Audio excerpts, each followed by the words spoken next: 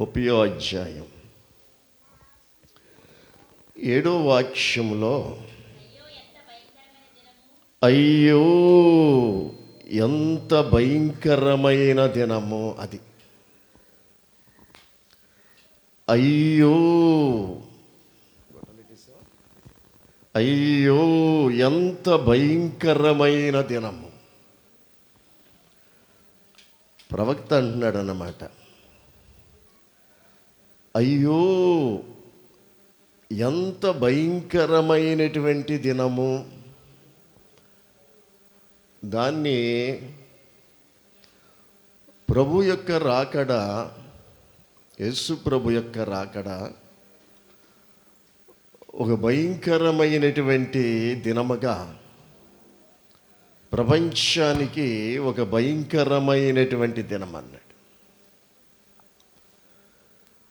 ఈరోజు ఆల్రెడీ మనందరం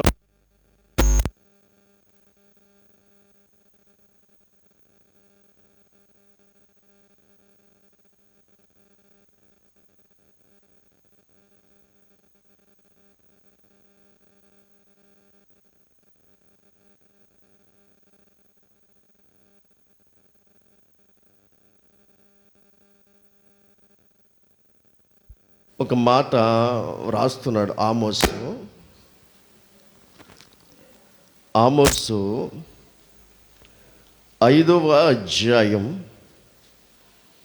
5వ అధ్యాయములో 16వ వచనం 4వ లైన్లో అయ్యో శ్రమ అందురు అన్నాడు. 16వ వచనం 4వ లైన్లో అయ్యో శ్రమ అందురు అని చెప్పి ఎలాగుంటుందంటే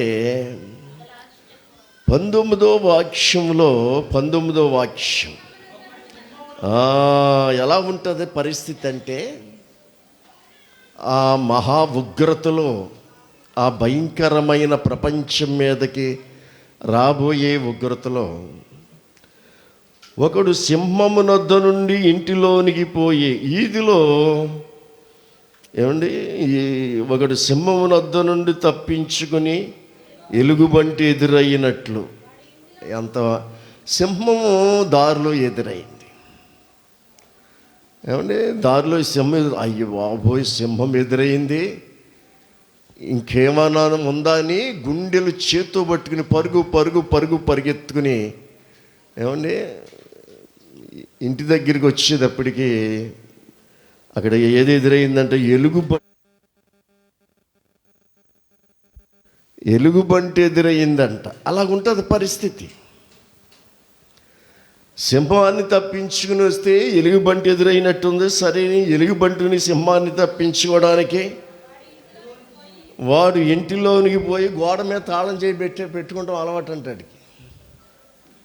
తాళం తీసుకుని ఆ గోడ మీద తాళం చేయి తీసుకుందామని చెయ్యెట్టాడు గోడ మీద.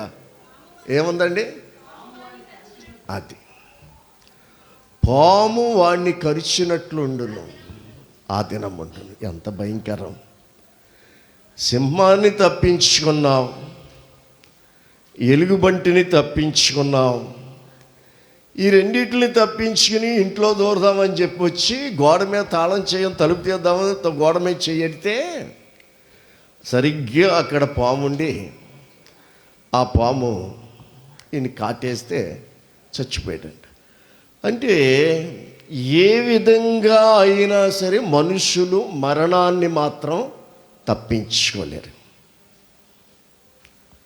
ఎంత భయంకరమైన దినం అంటే ఆ దినము గురించి అందుకే అయ్యో అది అంత భయంకర దినము. మరణము గురించి ఆ దినము ప్రకటన గ్రంథము 9వ అధ్యాయం 6వ వాక్యం. ఆ దినములలో, ఆ భయంకర దినములలో మనుష్యులు మరణమును వెదుగుదురు కానీ అది వారికి దొరకదు. అబ్బా, ఈరోజు ఏమండి ఎంతమంది మరణిస్తున్నారనే దానికి మనం చెప్పలేము. నిమిషానికి వచ్చి కొన్ని వందల మంది చనిపోతున్నారు. ఆ భయంకర దినాల్లో మనుష్యులు మరణమును వెదుగుదురు కానీ అది వారికి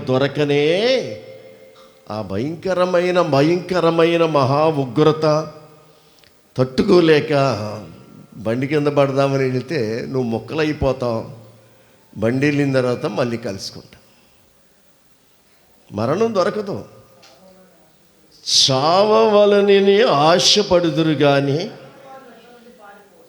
చావు వారి యొద్ద నుండి పారిపోనబ్బా. ఇప్పుడు చావు తరువుకు వస్తుంది మనల్ని. ఈ దినాల్లో మనల్ని చావు అంటే భయం మనకిప్పుడు. చావు ఇప్పుడు వాళ్ళు తరువుకుంటూ వస్తుంది. తరువుకుంటూ వచ్చి కొందరిని బలవంతంగా చంపుతుంది. ఆత్మహత్యలు చేసుకునే వాళ్ళు, మనుషుల్ని చంపుకునే వాళ్ళు ఉన్నారు. ఆ రోజుల్లో ఆ మహా ఉగ్రత దినములో చావు వారికి దొరకదంట. దూరంగా పారిపోద్దంట, చావు దొరకదంట. ఎంత భయంకరమైనటువంటి ఆ దినము. అందుకనే అయ్యో అంత భయంకరమైనటువంటి దినం అన్నాడు. ప్రకటన గ్రంథము 6వ అధ్యాయంలో 12వ వాక్యం. 6 నేను చూడగా పెద్ద భూకంపము కలిగెను. సూర్యుడు కంబల వలె నలుపాయెను. చంద్రబింబమంతయు రక్తవర్ణమాయెను. పెద్ద గాలి చేత ఊగులాడు అంజూరపు చెట్టు నుండి అకాలపు కాయలు రాలినట్లు ఆకాశ నక్షత్రములు భూమి మీద రాలెను.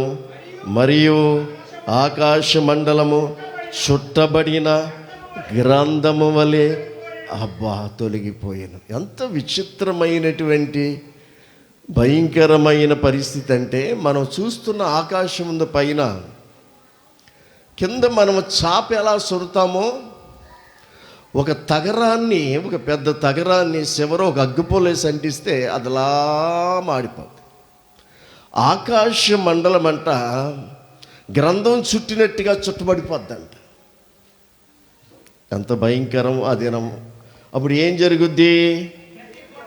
ప్రతి కొండయు ప్రతి దీపమును వాటి స్థానము తప్పును. గమనించండి, ఇప్పుడు విజయవాడలో కొండలు ఉన్నాయి.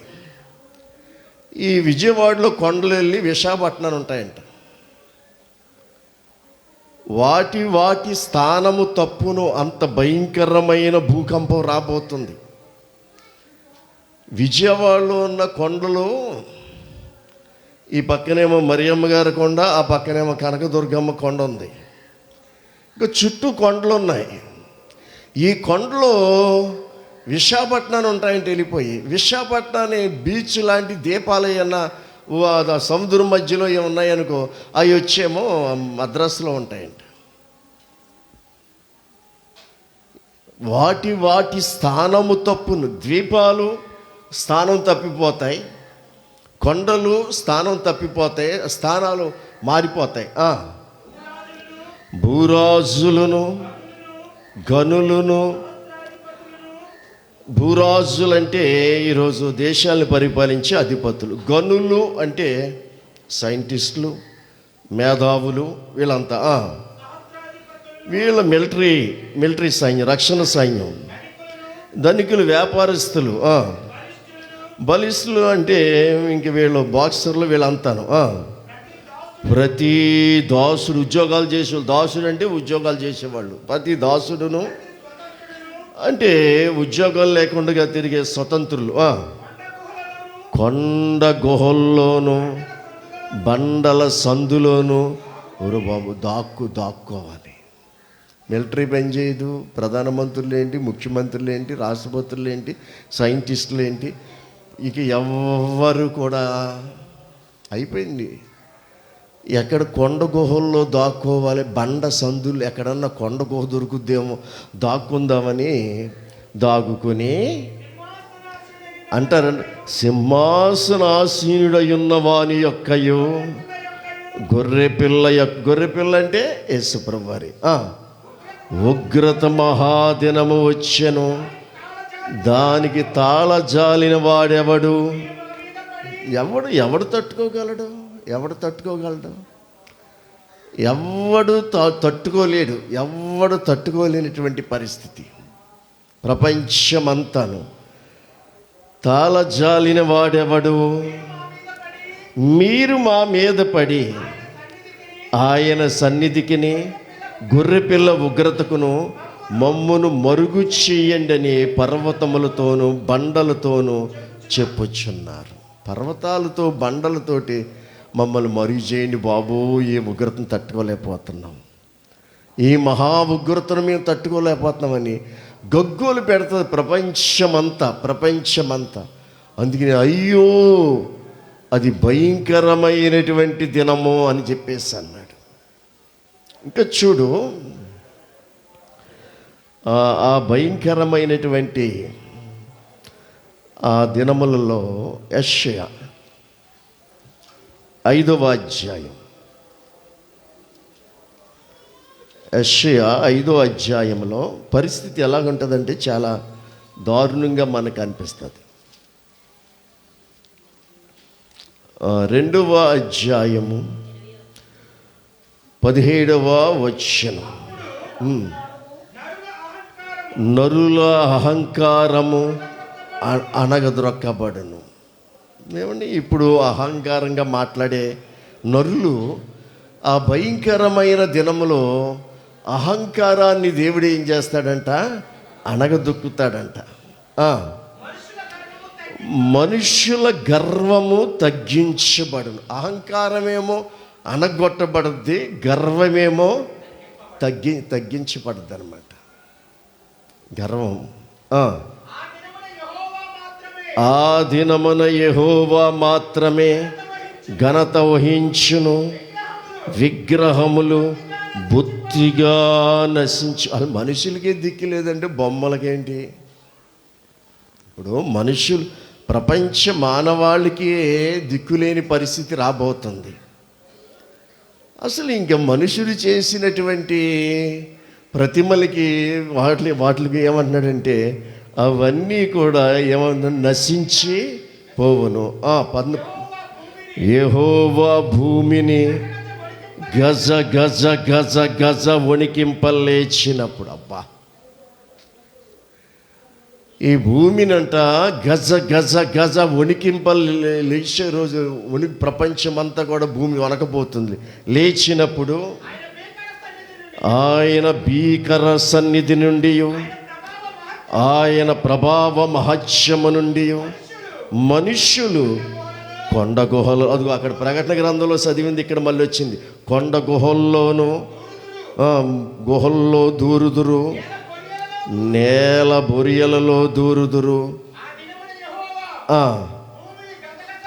భూమిని గజగజ వణికింపలేచినప్పుడు ఆయన భీకర సన్నిధి నుండి, ఆయన ప్రభావ మహత్యము నుండి కొండ గుహల్లోను ఊరొత్తుంది. చూడు, తగ్గి ఊరొత్తుంది.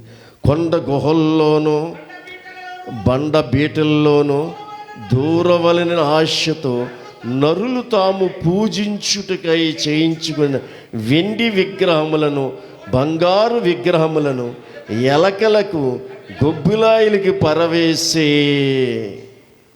ఏంటి ఇప్పుడు దాచుకుంటున్నారు వెండి విగ్రహములు, బంగారపు సువర్ణపు విగ్రహాలని దేవుడు అనుకుని పూజలు చేస్తుంది ప్రపంచం. ఆ మహా ఉగ్రతలో వీటి దగ్గరకు వచ్చి మమ్మల్ని కాపాడండి అంటే అవేమి కాపాడు. మరి ఎందుకు ఇటుండప్పుడు మమ్మల్ని కాపాడలేని? ఈ బంగారంతో చేయించాము, వెండితో చేయించాము, మమ్మల్ని కాపాడలేనప్పుడు ఎందుకు అని చెప్పి తీసుకొచ్చి ఎలకలకి, గొబ్బిలాయిలకంటే పాడడిపోయినటువంటి ఏరియాలో ఎలకలు, గొబ్బిలాయిలు ఉంటాయి. ఎక్కడుంటాయి? పాడడిపోయిన ఏరియాలో. అంటే ఈ ప్రపంచము అలాగుంటుంది. ఎలకలు తిరుగుతున్నారే అంటే ఆ గదంతా ఎలకలే, ఆ గదంతా, ఆ ఇంటి నిండా గొబ్బిలాయిలు ఉన్నాయంటే చాలా కాలం బట్టి నివాసం చేయట్లేదు. బంగారమ్మ, చాలా కాలం బట్టి నివాసం చేయట్లేదు. అక్కడ ఏముంటాయి? ఎలకలు, గొబ్బిలాయిలు ఉంటాయి.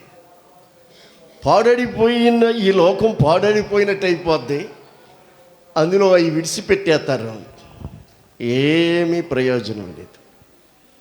బిడ్డలారా, ఆ భయంకరమైనటువంటి ఆ దినము వస్తున్నప్పుడు దేవుడు కొన్ని విషయాలు మాట్లాడుతూ చూపిస్తాడు. ఆ భయంకర విషయంలో 2వ అధ్యాయం 18వ వాక్యం. హబక్కుకు 771 పేజీ, 771 పేజీ. పాత నిబంధనలో ప్రవక్త అంటున్నాడు, 771 పేజీ, 2వ అధ్యాయం 18వ వాక్యం.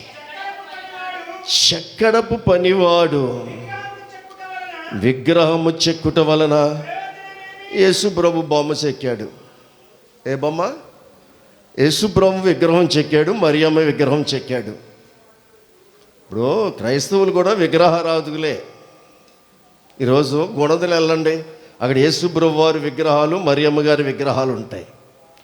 నాగపట్నం వెళ్ళండి, అక్కడ యేసుప్రభు వారి విగ్రహాలు, మరియమ్మ విగ్రహాలు ఉంటాయి. గౌరీపట్నం వెళ్ళండి, అక్కడ యేసుప్రభు విగ్రహాలు, మరియమ్మ విగ్రహాలు ఉంటాయి. రోమ్ పట్టణానికి వెళ్ళండి, ఇంకా చెప్పక్కర్లేదు. అందుకే ఏమంటున్నాడు?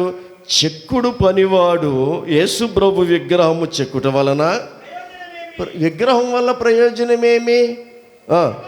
పనివాడు మోగ బొమ్మను చేసి, ఏ బొమ్మ? మోగ బొమ్మను చేసి తాను రూపించిన దాని యందు నమ్మిక ఉంచుట వలన ప్రయోజనమేమి? పిచ్చోడా, నువ్వు మాట్లాడుతున్నావు, నువ్వు చేసినటువంటి మరియం బొమ్మ మాట్లాడుతుందా? నువ్వు మాట్లాడుతున్నావు, నువ్వు చేసినటువంటి యేసుప్రభు వారి బొమ్మ మాట్లాడుతుందా? నువ్వు మాట్లాడుతున్నావు. ఏమండి, గమనించండి, దేవుడు బొమ్మ, దేవత బొమ్మలు. ఏమండి, క్రైస్తవులకి యేసుప్రభు వారు దేవుడు అయితే మరియమ్మ గారు ఎవరో చెప్పాలి? దేవత. క్రైస్తవులకి యేసుప్రభు వారు దేవుడు అయితే మరియమ్మ గారేమో దేవత. మరి దేవుడు బొమ్మలు చేసే వాళ్ళ గురించి ఏమంటున్నాడు? ప్రయోజనమేమి? 19వ వాక్యం. అబద్ధములు బోధించుసు పోత విగ్రహముల యందు నమ్మిక ఉంచుట వల్ల ప్రయోజనమేమో? బోధేమో అబద్ధ బోధ. పోత విగ్రహాలు చేసిన వల్ల మన ప్రయోజనమేమి? కర్రను చూచి మేల్కొనమని, మోగరాతిని చూసి లెమ్మని చెప్పువానికి శ్రమ. అది ఏమైనా బోధింపగలదా? అది బంగారముతోనూ. ఇప్పుడు అది ఏమైనా బోధింపగలదప్పుడు పనిగట్టుకుని మరియమ్మ కొండకి వెళ్ళాడు.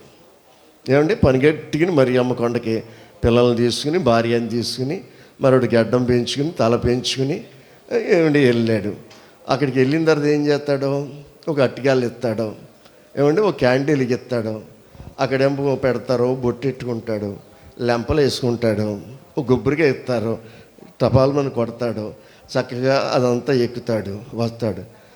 ఏమన్నా బోధింతాదా నీకు? ఏమన్నా బోధింతాదా చెప్పండి?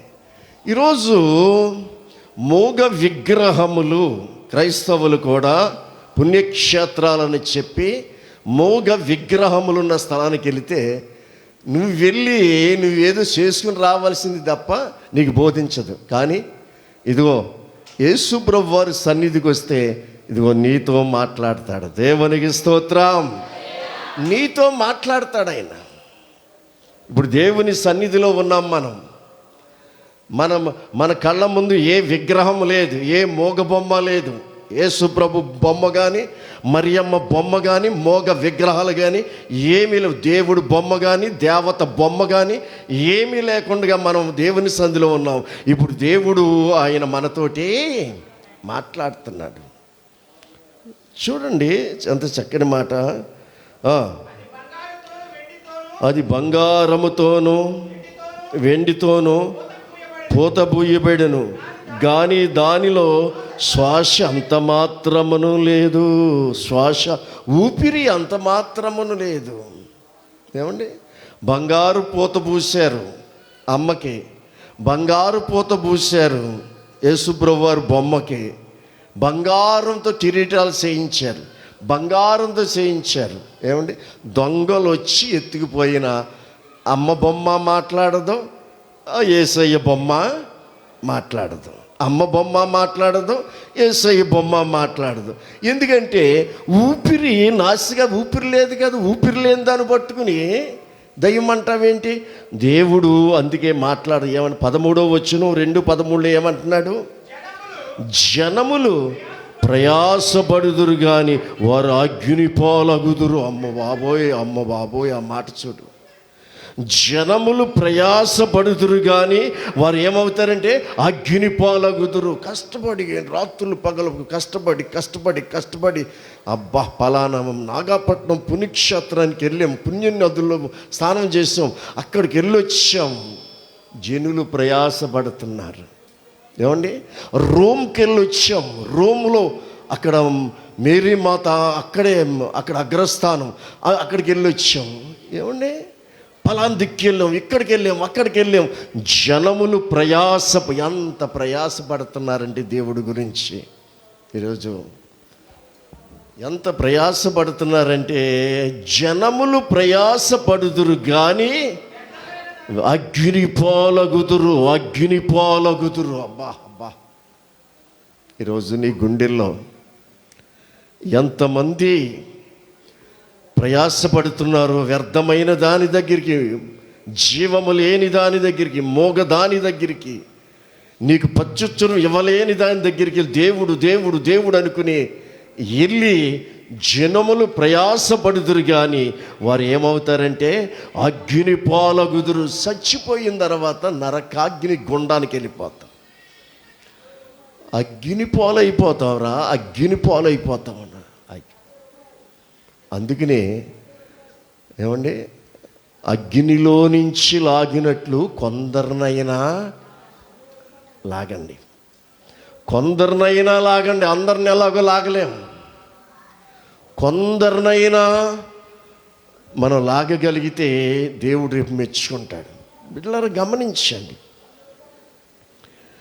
అందుకే ఏమన్నాడు? వ్యర్థమైన దాని కొరకు కష్టపడి జనులు ఏమైపోతారంటే క్షీణించిపోతారు. అందుకనే ఆ మహాదినము, భయంకరమైన ఆ ప్రళయ దినములో మనుష్యులకే గతి లేదంటే ఈ మోగ విగ్రహాలు, మోగ బొమ్మలు, మరియమ్మ, యేసుప్రభు వారి బొమ్మలు పెట్టుకుని క్రైస్తవ్యం కూడా ఈ రోజుని పూజలు పునస్కారాలు చేస్తున్నటువంటి కాలంలో మనం ఉన్నాం. ఆ భయంకరమైనటువంటి దినం ఎలాగుంటుందంటే పక్కనే నహూము చూడు, 1వ అధ్యాయం 2వ అధ్యాయం 1వ వచనం. ఏమంటే ఆదరణకర్త, రక్షణకర్త, సృష్టికర్త అనుకున్నాం ఇప్పుడు దాకా మనం. దేవుడంటే ఆదరణకర్త, రక్షణకర్త, సృష్టికర్త అనుకున్నా. కాదు, లయకర్తగా రాబోతున్నాడు ప్రభు. అమ్మ ఇదేంటి ఈరోజు ఫిబ్రవరి, ఇది ఏమన్నా ఆగస్ట్ నెల, వర్షాకాలమా? ఇదే వర్షాకాలమా ఏమన్నా? హైదరాబాద్లో వర్షం అంట, భీమవరం వర్షం అంట, మొన్న మొత్తం చుట్టుపక్కల అంత వర్షం అంట. వీటిలో గమనించండి, అకాల వర్షాలు మొదలైనవి, భయంకరమైన వర్షాలు. ఒక విషయం చెప్తానేనండి, మన కుటుంబారాధనలు అయిపోయినాయి. ప్రభు సన్నిధిలో ఉన్నాను, మన కుటుంబారాధనలు అయిపోయినాయి. సర్లే, సామెల్ గారి ఇంటికాడ బెండింగ్లో పడ్డది. సరే, ఆ రాజు తెల్లారి పెట్టాలన్నారు. సాగర్ గృహం దగ్గరే బుధవారం పెట్టాను, బుధవారం వదిలి లక్షవారం పెడదాం అన్నాను. సరే, లక్షవారం పెడదాం అన్నాను. సరే, ఆ రాత్రి, ఆ మధ్యరాత్రి కాడ వర్షం కురిచేస్తున్నట్టు కల వస్తుంది నాకు. కళ్ళలో వర్షం కురుతుంది. మళ్ళీ తెల్లారుజామున కూడా మళ్ళీ కళ్ళలో వర్షం కురుతుంది. కళ్ళలోను ఏంటి వర్షం కురుస్తుంది ఏంటి అని చెప్పేసి అనుకున్నాం. సరే, మొత్తం మీద దేవుడు ఆ రాత్రి మన మీటింగ్ జరిగింది, పబ్లిక్ మీటింగ్లు అయిపోయినాయి. అయిపోయిన తర్వాత మరి చుట్టుపక్కల మన గ్రామంలో కూడా చుట్టుపక్కల అయితే చాలా భారీ వర్షాలు పడ్డాయి. మన గ్రామంలో కూడా లైట్గా జల్లు పడ్డాయి. పరిస్థితి ఎలా ఉందంటే వర్షాకాలం లేక ఉంది. దేవుని యొక్క మహాకృప ఈ కాలంలో ఇదే జరగాలి అనేటువంటిది లేదు. ఇంకాను లయకర్త ఈ కాలంలో వేసవకాలంలోనే ఇది జరుగుద్ది అనేది పోయిన 2021లో ఓ సూచిక్రియ చూసాం. 2020లో ఇప్పుడు 2021లో ఉన్నాం. ఏం చూడబోతున్నాము. ఇది అప్పుడే ఈ 2 నెలల్లోనే చాలా జరిగిపోతున్నాయి పరిస్థితులు. మనకి ఏ స్థితి అయినా నువ్వు నన్ను మర్చిపోవద్దు. ఒకవేళ డబ్బు బంగారం నీకున్నా గర్విష్ఠుడివై దూరం అవ్వద్దు. ఒకవేళ నీకు ఏమీ లేకుండా ఆ అనారోగ్యాలతోటి ఆర్థిక పరిస్థితులతోటి కుంగిపోయి పడిపోయినా నాకు దూరం అవ్వద్దు. దేవుడు ముందే చెప్పాడు. ఏమండి, ఇక లోకం పరుగు ఎలా ఉందంటే అగాధంలో పడిపోతున్నాడు. నీ పరుగు ఎక్కడికి పాటల్లో కూడా ఇచ్చేసాడు. ఈ పరిస్థితులు ఈ సంవత్సరం మరి లాస్ట్కి వచ్చేదేవిడి ప్రాణం నీలో ఉన్నంత వరకు ఆయన్ని మనం ఏమన్నాడంటే ఆరాధించమన్నాడు. అందుకు మర్చిపోయేది ఎంతమందో, ఏమండి, మరి ఆయనకి దూరం అయిపోయేది ఎంతమందో.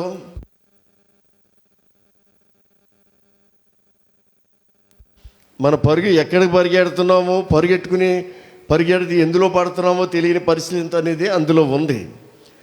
అందుకు లయకర్త మీ మీదకి వచ్చుచున్నాడు. లయకర్త ఇప్పుడు లయకర్తగా వచ్చుచున్నాడు. నీ దుర్గములకు కావలి కాయము, మార్గములో కావలి ఉండుము, నడుము బిగించుకుని. గమనించండి, ఏమండి, ఆయన భూమి మీద అడుగుపెట్టే రోజు ఆ దినాన్ని పరిస్థితి ఎలా ఉంటుందంటే మీకా 1వ అధ్యాయం భయంకర దినం.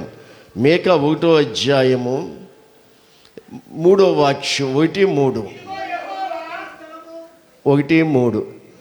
మీకా 1:3 సరే. ఇదిగో యెహోవా తన స్థలము విడిచి బయలుదేరుతున్నాడు.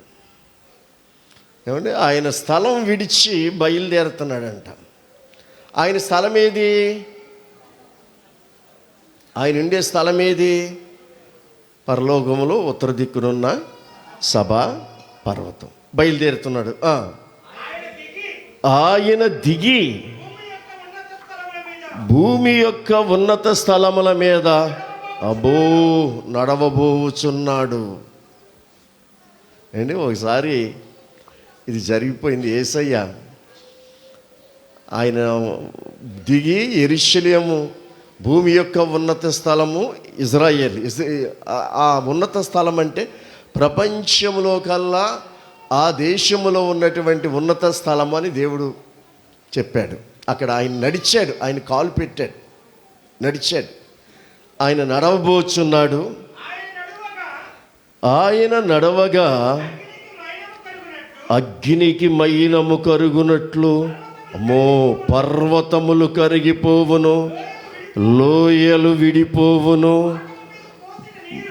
వాటం మీద పోసిన నీరు పారునట్లు అవి కరిగి పారును. అమ్మబాబు, ఈ భూమి అంట ఆయన అడుగు పెట్టాడంటే మొదటిసారి వచ్చింది వేరు. ఇప్పుడు లాస్ట్ టైంలో ఈ భూమికి తీర్పు అయిన తర్వాత కొత్తలు ఆడిపోయి మనం అన్నం పొయ్యి మీద పెడితే ఎలాగ కొత్తలు ఆడుతుందో ఈ భూమి అలా ఉడిగిపోయి అంట నీరు లేక కారిపోద్దంట.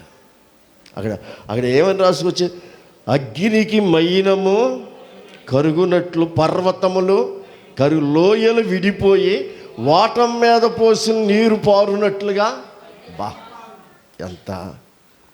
ఎంత భయంకరమైనటువంటి పరిస్థితి, ఎంత భయంకరమైనటువంటి పరిస్థితి. ఆ భయంకరమైనటువంటి దినం అన్నమాట. నిజంగా బిడ్డలారా, ఆ భయంకరమైనటువంటి దినాన్ని ఏవేలు కూడా ప్రవశించాడు. ఏవేలు 753లో 1వ అధ్యాయం 15వ వచనం. ఆహా, యెహోవా దినము వచ్చెనే, అది ఎంత భయంకరమైన దినము. అబ్బబ్బబ్బా, అది ఎంత భయంకరమైన దినము. అది ప్రళయము వలె సర్వశక్తిని యొద్ద నుండి వచ్చును. మనము చూచుచుండగానే మన దేవుని మందిరములో ఇక సంతోషము ఉత్సవము నిలిచిపోయాను. మన ఆహారము వాక్యము లేకుండా లాక్డౌన్లో మనం నిజంగా జరిగింది. దేవుని మందిరాల్లో పని నిలిచిపోయింది. మన కళ్ళారా చూస్తుండగానే వాక్యం అనే ఆహారం ఏమైపోయిందంటే మనకి మరుగైపోయినటువంటి, అంటే సమాజంగా కూడుకుని వినేటువంటి వాక్యం. చదువుకున్న వాళ్ళు బైబిల్ చదువుకుంటారు, వాళ్ళు వాక్యాన్ని విని ధైర్యంగా ఉంటారు. అందరూ చదువుకోలేదు కదా.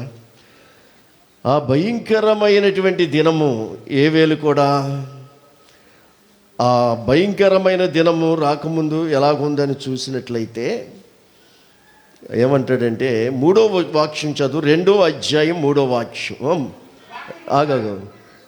చదువు.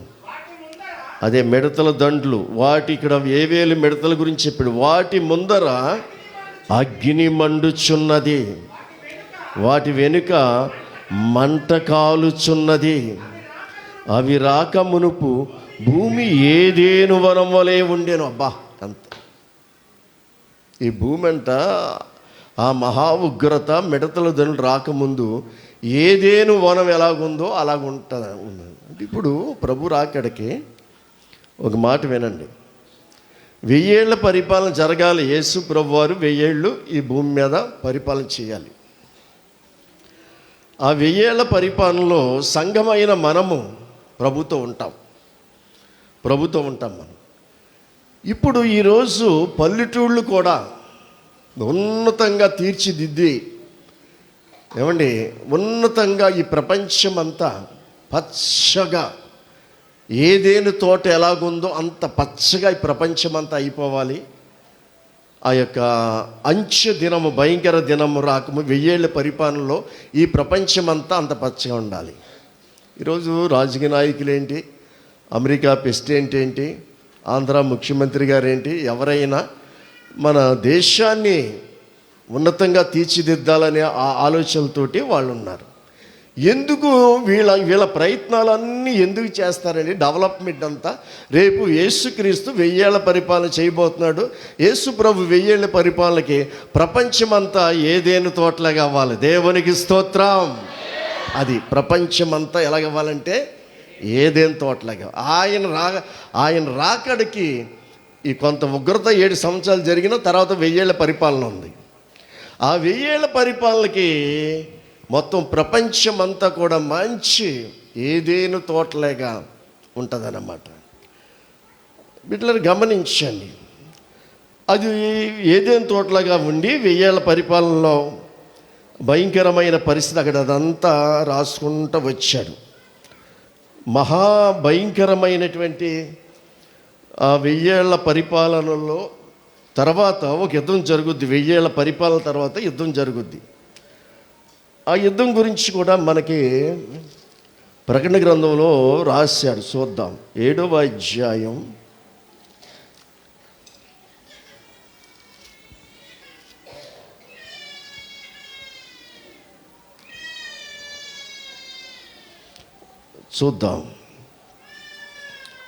19వ అధ్యాయం.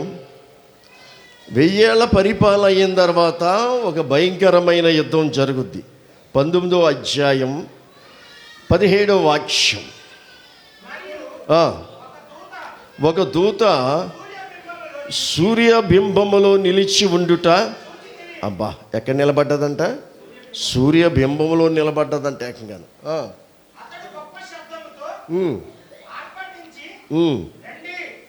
రండి, రాజుల మాంసమును, సహస్రాధిపతుల మాంసమును, బలిష్ఠుల మాంసమును, గుర్రముల మాంసమును, వాటి మీద కూర్చుండు వారి మాంసమును, స్వతంత్రులదేమి దాసులదేమి, కొద్దివారిదేమి, గొప్పవారిదేమి, అందరి యొక్క మాంసము తినుటకై దేవుడు గొప్ప విందుకు కూడి రండని ఆకాశమందు ఎగురుచున్న సమస్త పక్షులను పిలిచెను.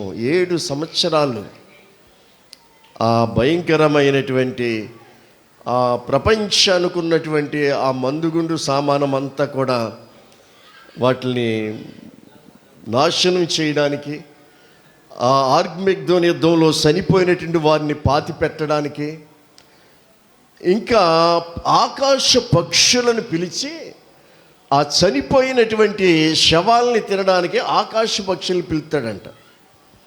ఆ యెరూషలేములో ఇజ్రాయేల్లో కొత్త రకమైనటువంటి పక్షులు ఏవే పేర్లు రాసుకొచ్చాడు.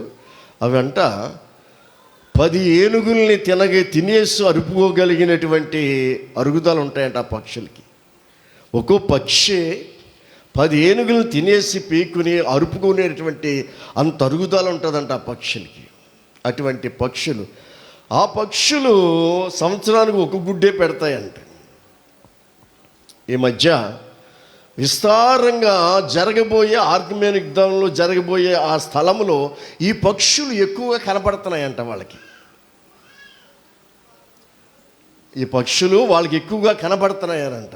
కనపడుతుంటే వాళ్ళు ఏమంటున్నారంటే, ఇదిగో ఆకాశ పక్షులను రండి, మీకు గొప్ప విందు ఏర్పాటు చేస్తాం దేవుడు చెప్పాడు కదా, ఇవి రెడీగా ఉన్నాయంటే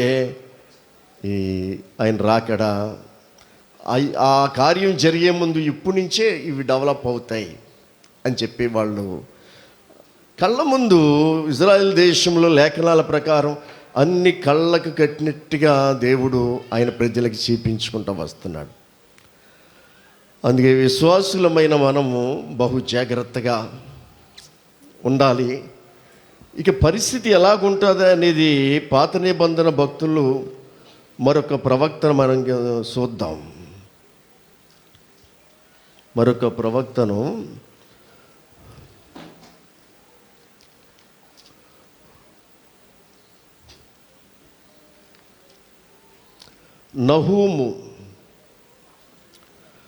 నహూములో 768 పేజీ 1వ అధ్యాయంలో 2వ వాక్యం 1-2.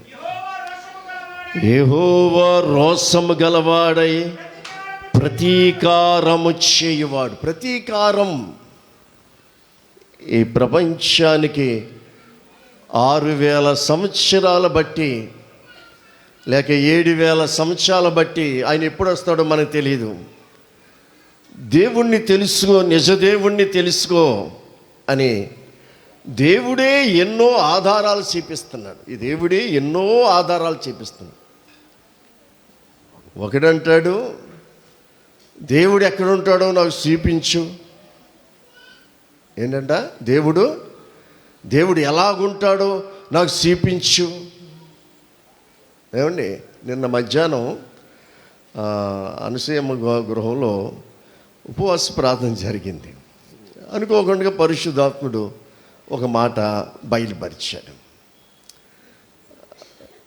దేవుడు ఎక్కడుంటాడో నాకు చూపించు అన్నవాడికి మనం ఒకటే మాట, రబ్బాయ్ నువ్వు ఒక్క 10 నిమిషాలు ముక్కు మూసుకుంటే దేవుడిని కనపడతాడు అంటే చాలు. 10 నిమిషాలు నువ్వు ముక్కు మూసుకుంటే దేవుడు నీకు కనపడదు. మూసుకుంటారా? ముక్కు మూసుకుంటే ఏమవుతాడు? అప్పుడు కనపడతాడు దేవుడు ఆడికి. ఇప్పుడు ఎవడైనా వచ్చి నాకు దేవుని చూపించి అంటే మీరు ఇదే మాట అనండి. దేవుణ్ణి చూడాలంటే నువ్వు ఒక 10 నిమిషాలు నువ్వు నాసికారంధ్రంలో గాలి వెళ్ళకుండా 10 నిమిషాలు మూసుకో, తర్వాత నీ దేవుడు కాపాడతాడు. ఏమవుతాడు వీడు నిజంగా మూసుకుంటే? ఏమండి, పౌలు దేవుడి గురించి మనం అడ్రస్ లేని వాళ్ళకి లేవు. దేవుడు ఎక్కడో ఉన్నాడు అని పరిగెత్తగలవలసిన పని ఏముంది చూద్దాం. 17వ అధ్యాయం అపోస్తుల కార్యాలు 28వ వచ్చిన పైలైన్ చదవరా. 28వ వచ్చిన పైలైన్ అదిగో ఎంత చక్కని మాట. ఆయన మనలో ఎవ్వనికి మరి దూరంగా దేవుడు ఎక్కడో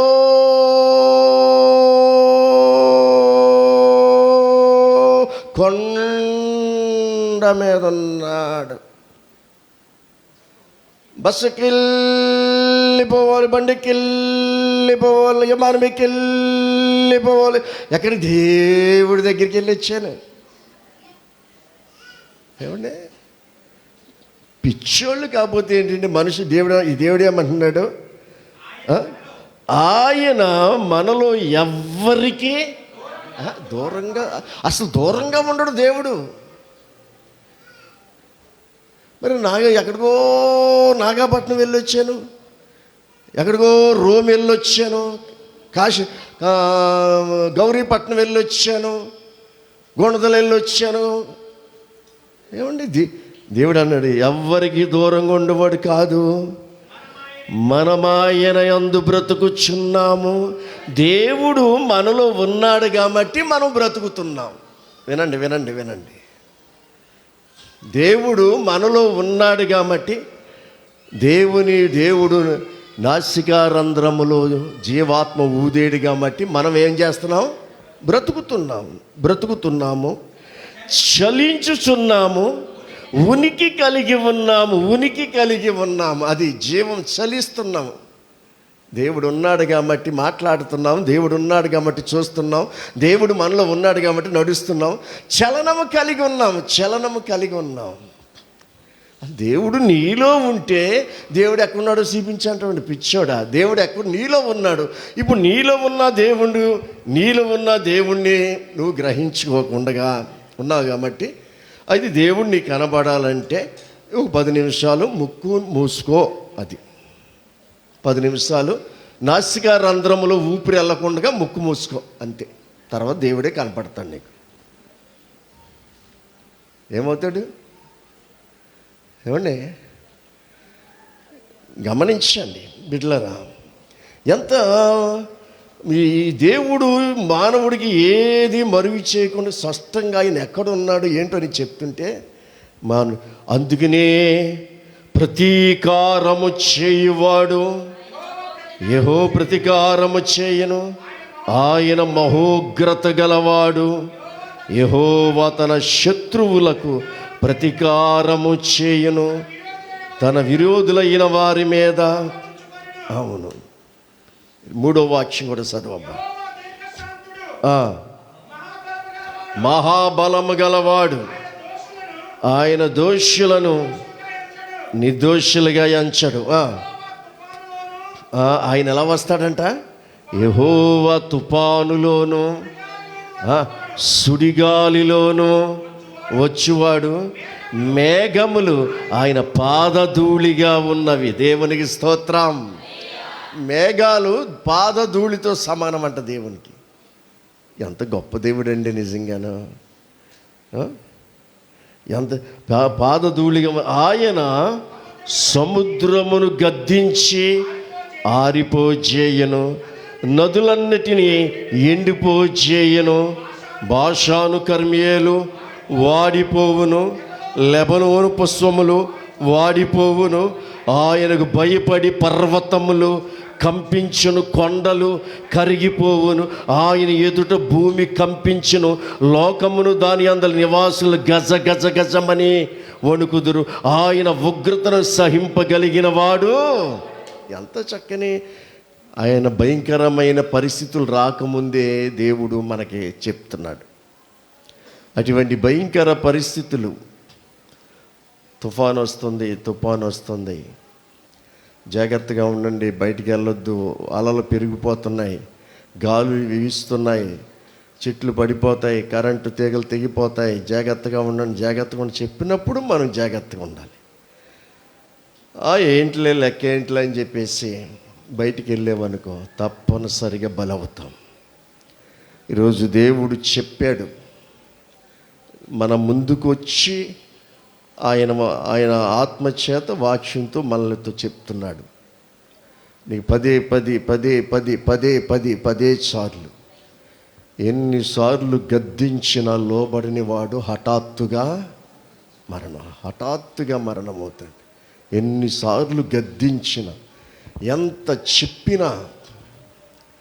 అందుకే ఇటువంటి మహాభయంకరమైన దినం రాకముందు ప్రభు వచ్చి మనల్ని తీసుకెళ్ళిపోతాడు. మధ్యాకాశానికి వచ్చి మనల్ని పిలుస్తాడు. అందుకనే 2 నిశ్చయితలు కలిగి ఉండాలి. ఒకటి, ఏ క్షణం ప్రభు వచ్చినా మన రూపాంతరం పొందాలి. ఏ క్షణం మన ప్రాణం పోయినా మన ఆత్మ పరదేశికి వెళ్ళాలి. ఈ నిశ్చయతోటి మనం జీవించి యుగయుగాలు తరగనటువంటి మహిమ కలిగిన ఆ స్వాస్థ్యాన్ని మనం స్వతంత్రించుకోవాలి. ఏమండి, ఆయన గమనించండి, త్యాగం మనకి రక్షణ ఇవ్వడానికి ఆయన పరలోకాన్ని త్యాగం చేసి 33.5 సంవత్సరాలు భూలోకానికి వచ్చేసాడు. 33.5 సంవత్సరాలు పరలోకాన్ని త్యాగం చేశాడు, విడిచిపెట్టేశాడు. త్యాగం చేసిన వాళ్ళు చరిత్రలో ఎప్పుడు కూడా మర్చిపోరు. మన దేశంలో కొందరు దేశం కోసం పోరాడిన త్యాగవీరులు ఉన్నారు. వాళ్ళు ఎప్పుడు కూడా మర్చిపోరు. వాళ్ళు ఎప్పుడు కూడా దేశం జ్ఞాపం చేసుకుంటూ ఉంటుంది. వాళ్ళకు రోజు, సంవత్సరంలో ఒక రోజు ఏర్పాటు చేసి ఆ రోజు జ్ఞాపం చేసుకుంటారు. యేసు ప్రభువారిని ఒక దేశం కాదు, యావత్ ప్రపంచమంతా కూడా ఆయన త్యాగమూర్తిని ఒప్పుకుంది. ప్రపంచం మొత్తం. చూడు, తిమోతి రాసిన పత్రికలో మాట ఉంటుంది చూడు. మనకి దేశ నాయకులు అయితే ఒక దేశానికి సంబంధించి ఉంటారు, కానీ యేసు ప్రభు వారి మామూలు విషయం కాదు. 191 పేజీ 1 తిమోతికి రాసిన మొదటి పత్రిక 3వ అధ్యాయము 16వ వచనం.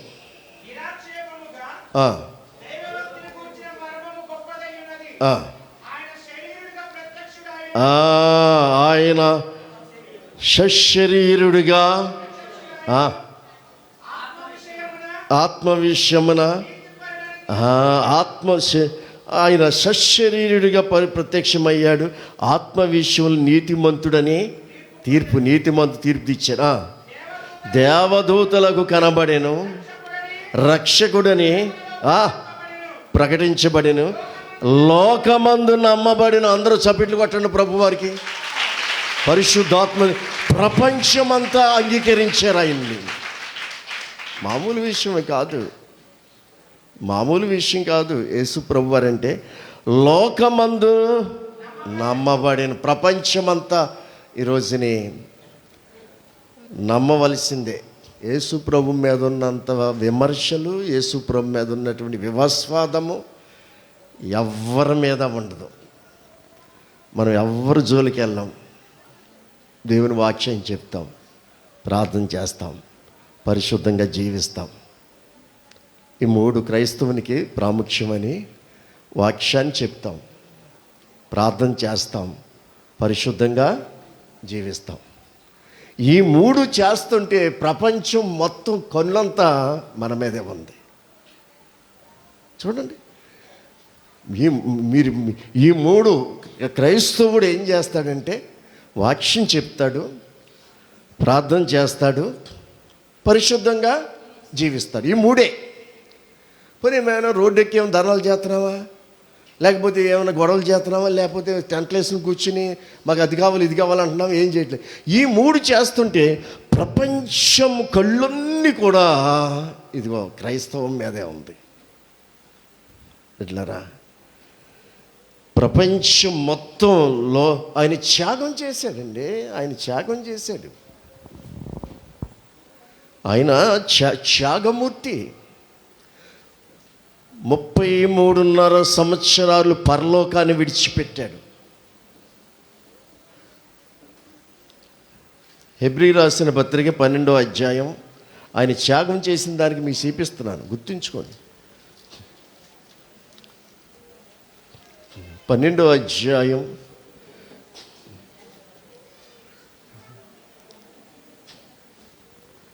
2 2వ వచనములో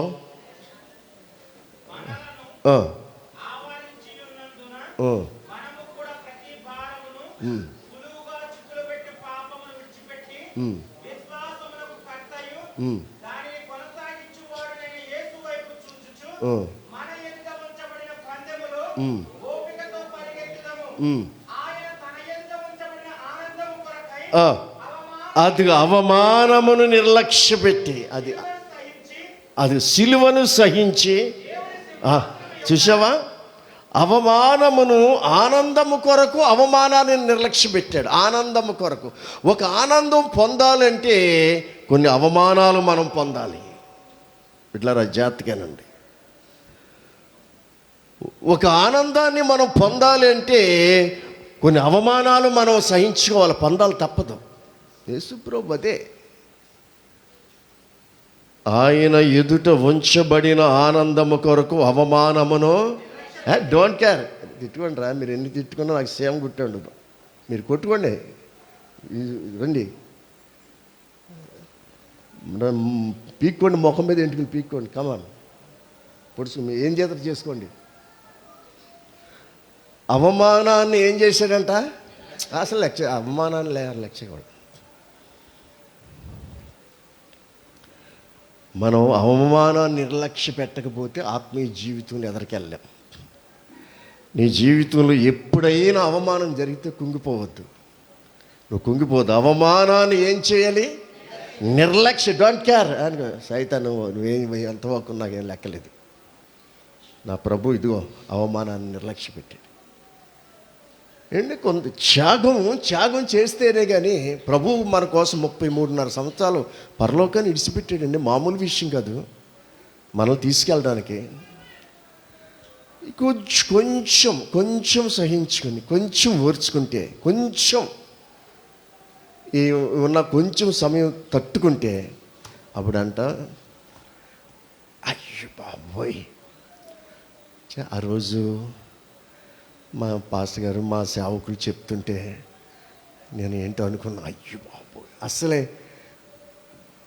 క్షణముక యుగముగా ఎంత ఎలా ఉంటుందో ఆ లోకంలో, యుగముక క్షణముగా. కొన్ని యుగాలు గడిచిపోయినా ఒక క్షణం లాగానే వర్రీస్ కానీ టెన్షన్ కానీ, అంటే ఆ స్వాచ్ఛము యొక్క ప్రభావం అలా ఉంటుంది. ఇందులో ఎలా ఉంటుందంటే టెన్షన్. ఇప్పుడు టెన్షన్ మీకు ఎప్పుడు మానేస్తాడా, ఎప్పుడు ముగింతాడా, ఈ రెక్కలు కట్టుకుని వాలేద్దాం వెళ్ళవలసిన చెవిట్లు చాలా ఉన్నాయనుకుంటున్నారు మీరు. టెన్షను. ఎన్ని యుగాలు గడిచినా ఒక్క క్షణం లాగా ఉంటుందంట. ఎన్ని యుగాలు గడిచిన దేవుడి చూడు, ఆయన సంవత్సరాలు, ఎన్ని సంవత్సరాలు లెక్కేయగలమా?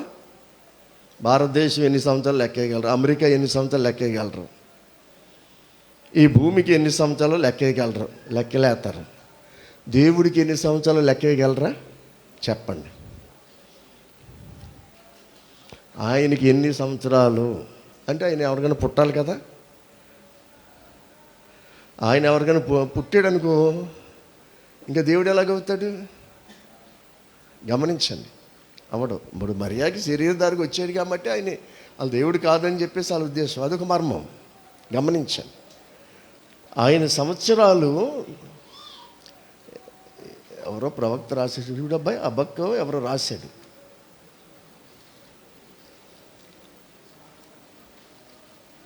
దేవుని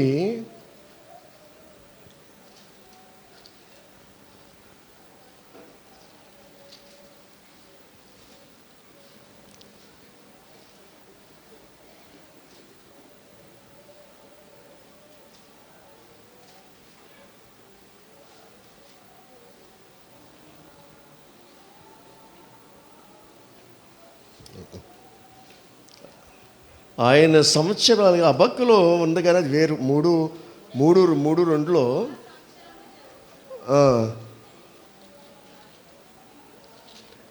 నీ సంవత్సరములకు అంతము లేదు అన్నాడు.